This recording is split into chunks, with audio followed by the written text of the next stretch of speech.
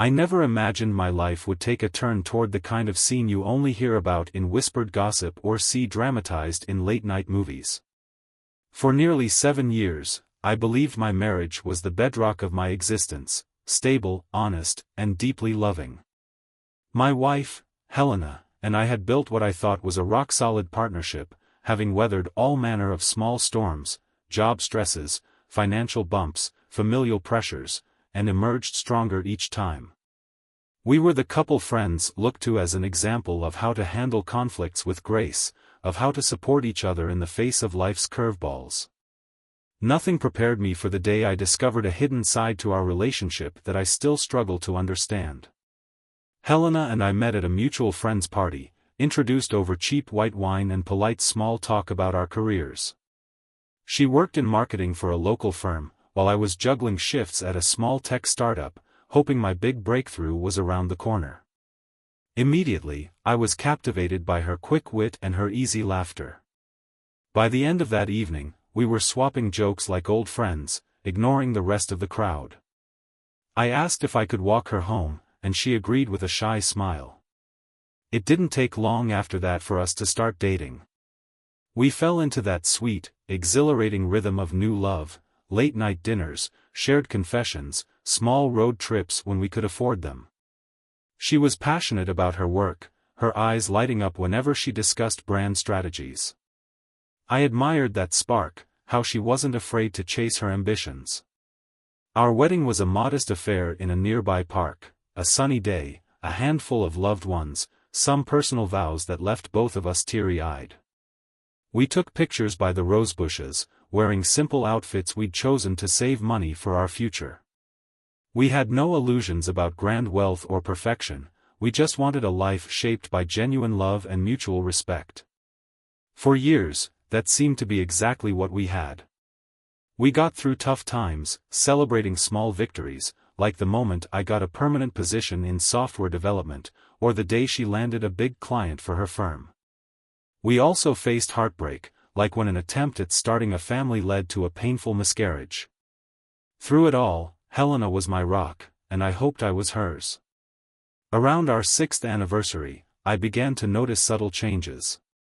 Helena started working longer hours, her phone constantly buzzing with messages she'd check under the table. She said it was from colleagues. Marketing rarely sleeps, she'd joke, but the tension in her eyes suggested a weight she wouldn't share. I tried not to pry, telling myself everyone deserves privacy and that she'd open up if it was something serious. But doubt poked at me, especially on nights she claimed an unexpected meeting forced her to stay at the office until midnight. I'd be dozing on the couch, and she'd slip in quietly, apologetic but distant. It felt as though each time she disappeared for these late sessions, another invisible wall sprung up between us.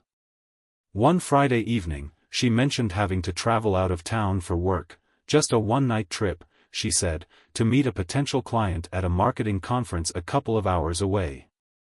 I offered to drop her off or pick her up the following day, but she insisted I didn't need to fuss. She'd drive herself, spend the night, and come home as soon as the meeting ended. It didn't sound implausible, but something in her demeanor gave me pause. Her voice had that forced lightness I was beginning to recognize as a cover for stress. Still, I reminded myself not to be paranoid. I'd never known Helena to lie about anything substantial. She was my wife. She deserved my trust. She left late Saturday morning. I watched her car pull out of the driveway, feeling a twinge of loneliness because weekends were usually our time together. I tried to keep myself busy, went for a jog, did a bit of cleaning, played some games online. Still, I felt unsettled. That evening, my phone buzzed with a text from a friend who worked in a neighboring city, quite close to where Helena supposedly was. He asked if I was around, hinting we could grab a drink. Confusion prickled me. He knew I lived 2 hours away. It turned out he thought I might be at the same conference, because he'd seen someone who looked like Helena with a man at a nearby restaurant. A casual mention, no real suspicion, just a comment, looked like your wife, but maybe I was mistaken. He was used to seeing us together, and it struck him as odd to see her alone with another man. That message landed like a pebble in my stomach, stirring up the anxieties I'd tried to bury. Who might Helena be with if not a client? And why wouldn't she mention anyone else attending?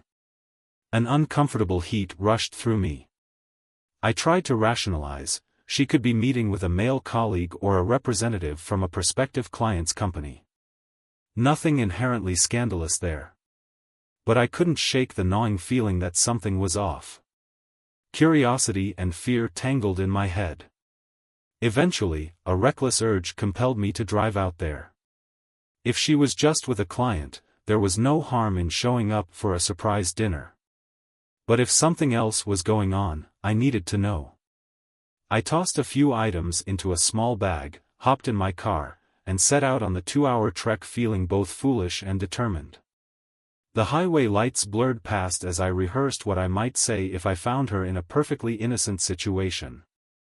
I'd apologize for my impulsiveness, maybe treat her and her client to a meal. But if I stumbled on something suspicious? I didn't want to think about it. When I arrived in the area, it was past 9 at night. I called her cell, but it went straight to voicemail. Text messages got no reply.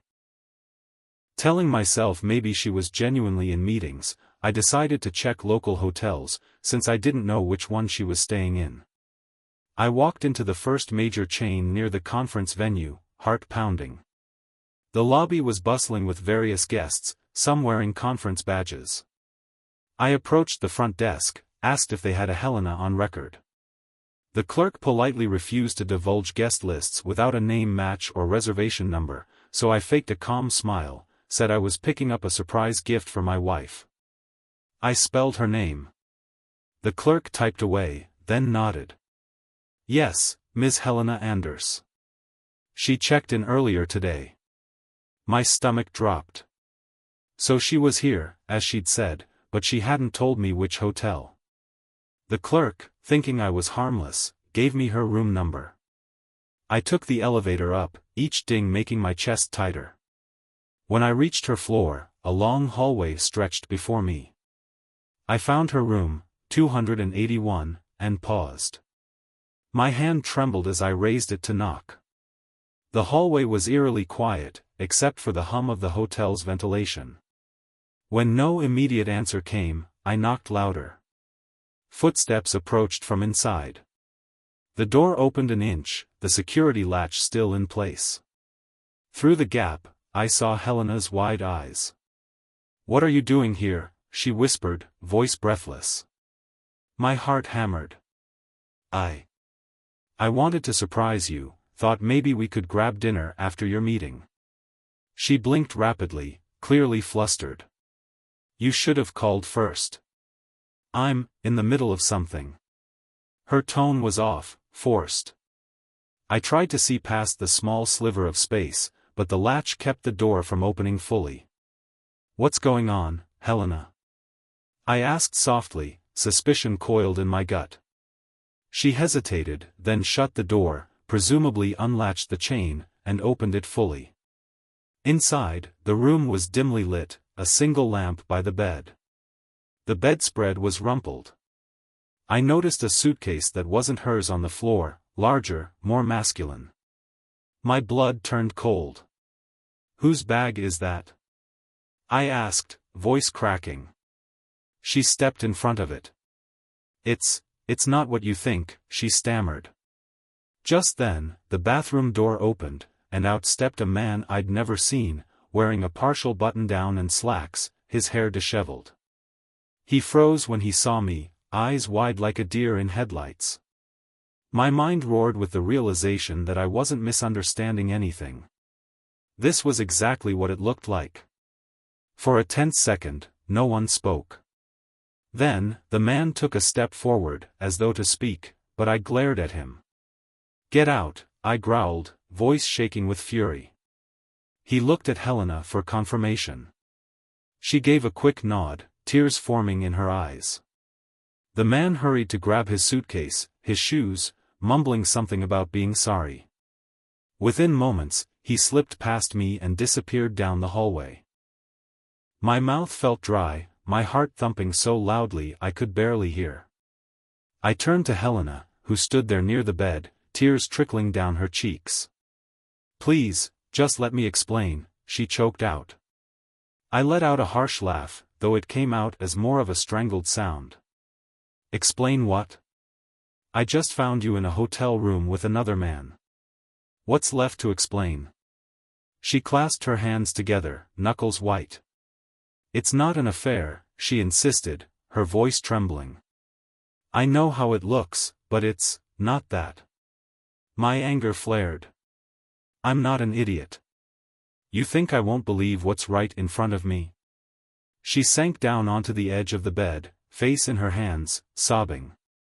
My anger wrestled with heartbreak at the sight of her so distraught.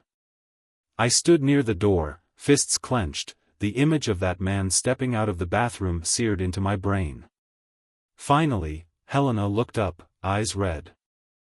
"I owe you the truth," she managed. "But trust me, it's not a normal affair." My lip curled. "So you're telling me you meet random guys in hotel rooms for something else entirely?" Her chin quivered. "He's not random, he's a colleague. We were discussing a deal." I barked a bitter laugh. "Oh, so the best place to discuss a deal is a hotel room late at night, with the bed messed up?" She grimaced. It's complicated.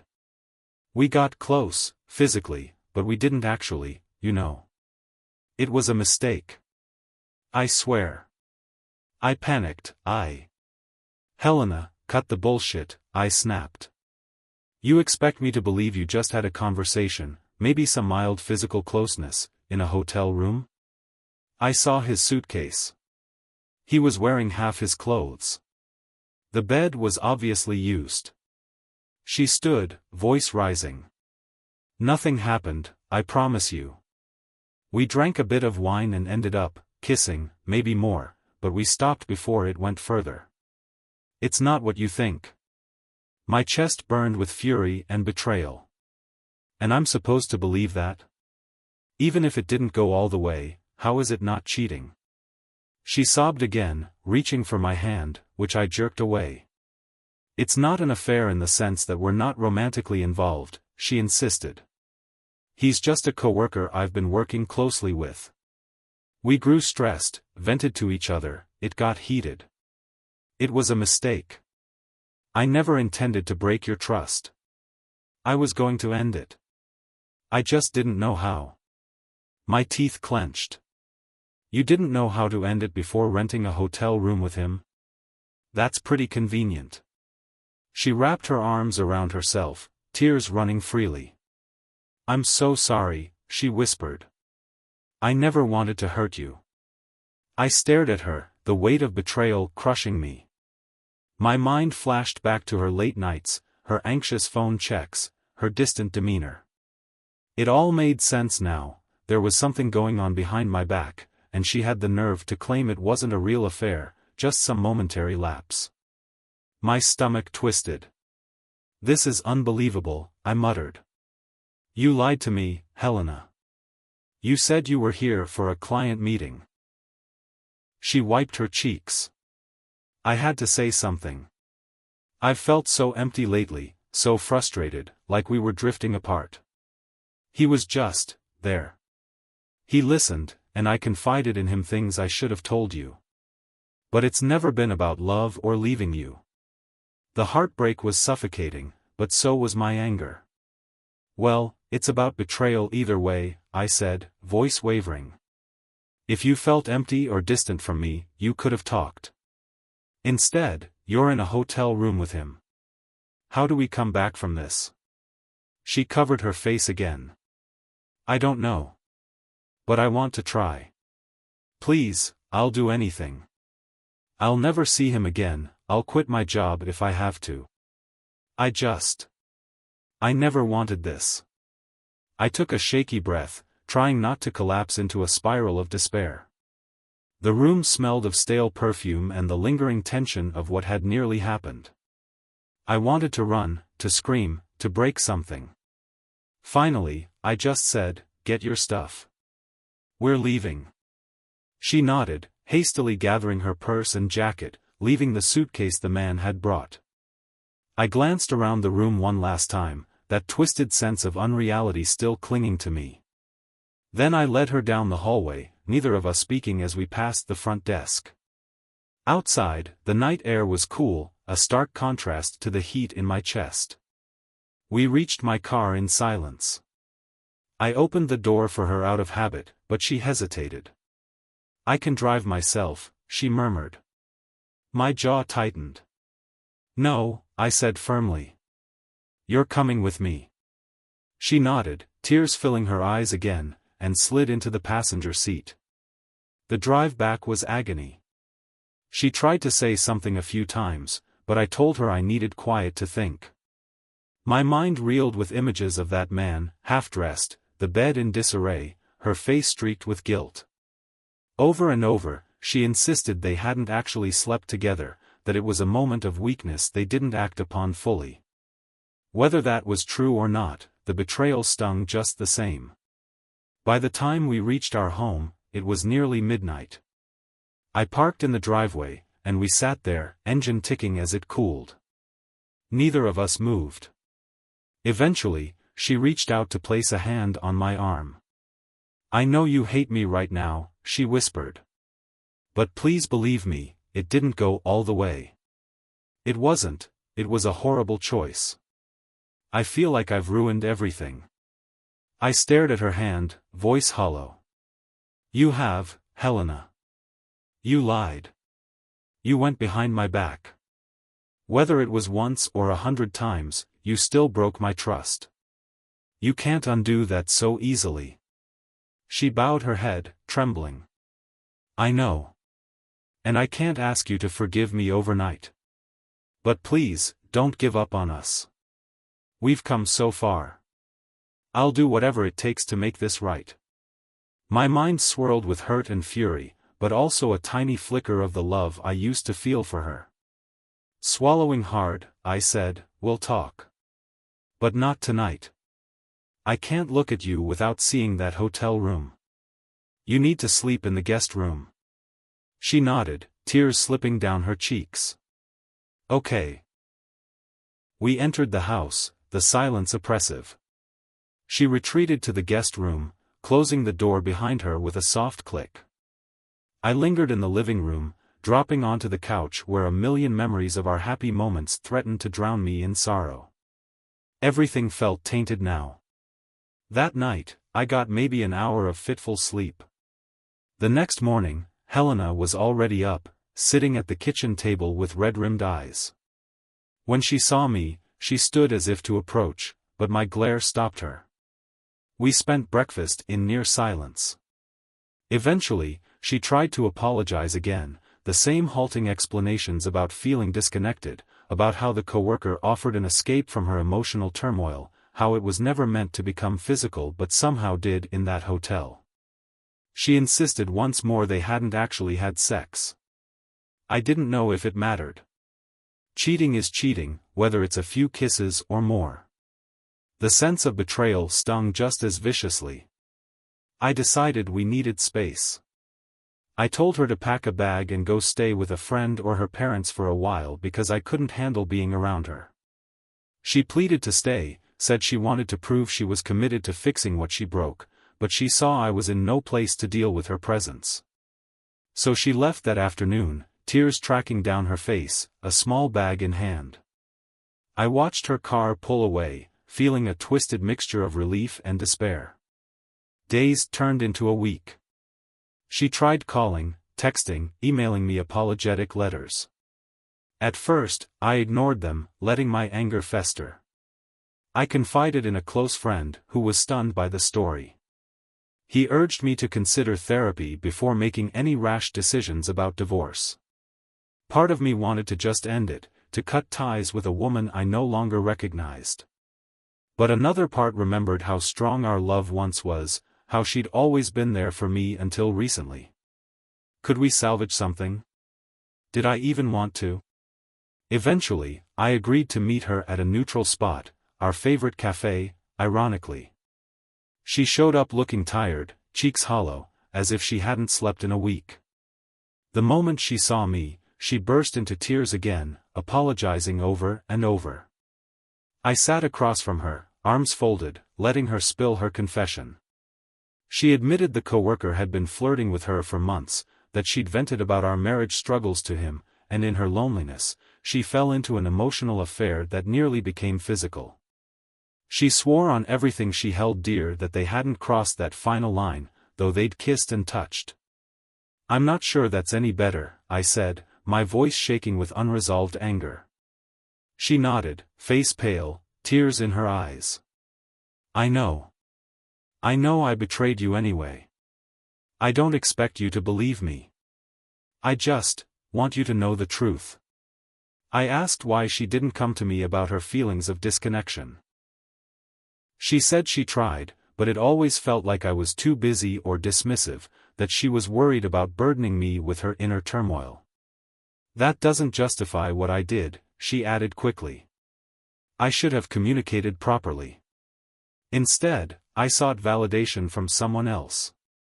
I'm so sorry." Listening to her speak, I felt a grim pity. She was broken up about this, evidently, but so was I. In that moment, I wasn't sure which emotion would win, the desire to see if we could heal or the impulse to walk away from her lies. She asked if I'd consider counseling, both personal and couples therapy. She said she'd do anything to regain my trust, even quit her job if it meant no contact with that coworker. She begged me not to throw away the years we'd built over a moment of weakness. I told her it wasn't just a moment, it was months of emotional intimacy, culminating in that night at the hotel. She agreed, tears spilling, saying she hated herself for letting it escalate. In the end, I left without giving her a clear answer, just that I needed time. My next step was to see a therapist on my own. I needed to process the betrayal, the anger, the heartbreak. Over several sessions, I unraveled the complexities of how I felt, the sense of inadequacy, the replay of that hotel image, the deep sadness at losing the relationship I once cherished. The therapist suggested that if I saw any possibility for reconciliation, couples therapy might be a structured way to address the damage. Otherwise, a lawyer was the next step. The decision loomed over me like a heavy cloud. Eventually, I asked Helena to meet me again. We settled at the same cafe. This time, I came with a plan: we'd try couples counseling for a set period, 2 months. If, after that time, I felt no closer to healing or trusting her, we'd separate for good. She agreed immediately, relief flickering in her eyes. I made it clear I wasn't promising forgiveness, just an attempt to see if we could rebuild. She thanked me, voice trembling with gratitude, and promised to cut all ties with the coworker. We began therapy sessions soon after. The counselor specialized in infidelity, guiding us through painful discussions about the roots of Helena's dissatisfaction and my unawareness of her emotional needs. None of it excused her betrayal, but it helped me see the context. She confessed more details about how the relationship with her coworker developed: late-night texts, coffee breaks that turned into personal conversations. She claimed she never set out to cheat, but once she was in too deep, shame and confusion kept her from telling me. The hotel incident was her greatest regret, though she still maintained they didn't sleep together. In therapy, I admitted my own flaws. I'd been overly focused on my job, blind to her signals of distress, maybe too quick to dismiss her frustrations. While these admissions offered understanding, the raw wound of betrayal didn't vanish overnight. Over time, Helena made concrete changes. She left her marketing firm to work at a different company with no ties to her coworker. She showed me her phone whenever I asked, shared schedules, introduced me to her new colleagues to reassure me she had nothing to hide. The counselor encouraged us to spend intentional time together: small trips, date nights, heartfelt conversations about our future. We tackled the question of whether we wanted to try for a family someday or if that had changed given the trust issues. It was tough, but each session chipped away at the barriers we'd built. Trust, once shattered, regrows slowly. Some days I'd see her texting and a spike of anxiety would shoot through me until she showed me her screen. She accepted my paranoia without complaint, understanding it was the price of her choices. On her side, she cried a lot, wrestling with guilt, trying to prove her loyalty anew each day. The counselor helped us navigate these emotional minefields, reminding us that rebuilding a marriage after an affair, emotional or physical, requires a relentless commitment to honesty. At the end of our 2-month therapy trial, I felt different. Not healed, exactly, but no longer consumed by bitterness. Helena's efforts seemed genuine. She was open, vulnerable, constantly communicating her feelings and encouraging me to do the same. The counselor asked if I wanted to continue therapy or step away. I chose to continue, seeing gradual progress. Helena and I decided to rent a new apartment, leaving behind the house where so many memories, good and bad, were tied up. It was a fresh start, as symbolic as it might be. We signed a lease, packed our belongings, and moved into a smaller place with simpler living arrangements. It forced us to be closer, to face each other without the ghosts of the past haunting every room. Months turned into a year. Bit by bit, I found that the pain, while never fully gone, had softened enough to let me see Helena as a partner again. We talked about the future more confidently, planning trips or discussing personal goals. Our counselor noted that we'd come a long way from that first frantic session, where we could barely look at each other without hostility. Now, we were sharing fears and joys like we used to, though with a deeper awareness of how fragile trust can be. She still had nightmares sometimes about me leaving her, about that coworker reappearing. I'd reassure her that as long as honesty prevailed, we could navigate the rest. I wouldn't call our marriage perfect now. There are days the memory of that hotel stings me out of nowhere, a scene in a movie, a mention of an affair, a random whiff of the cologne I smelled on that man. It's a scar we both carry. But we faced it head-on, refusing to bury it or rewrite it in comfortable lies. She never again claimed it was nothing or tried to defend it as a trivial slip. She called it what it was, a betrayal that nearly cost us our life together. That honesty, oddly enough, helped me gradually rebuild a measure of faith in her words. If anyone asked me for a blueprint on how to survive such betrayal, I wouldn't have a neat answer. Every relationship is different, and not all love can mend after trust is broken. But in our case, love, regret, and the willingness to do the painful work of reconciliation aligned. Helena and I remain together, tentatively hopeful, battle-tested. The unbelievable excuse she offered at first, insisting it wasn't a real affair, only a mistake, didn't hold water in the face of reality. Cheating is cheating, however she frames it. But I chose to listen after the anger settled, to see if the substance of her remorse was genuine. It was. So we continue, forging a path that acknowledges our shared past without letting it define our future. Sometimes, when we have a quiet evening, we speak about that period with a somber sense of relief that we found our way through. She'll lean her head on my shoulder, quietly thanking me for not walking away. I'll admit that I'm still healing, that trust, like a fragile plant, needs constant nurture. We hold each other a little tighter, understanding that the dark chapter we survived taught us the value of open communication and honest emotional support. It may never be easy, but we're committed to writing a new chapter, step by painstaking step.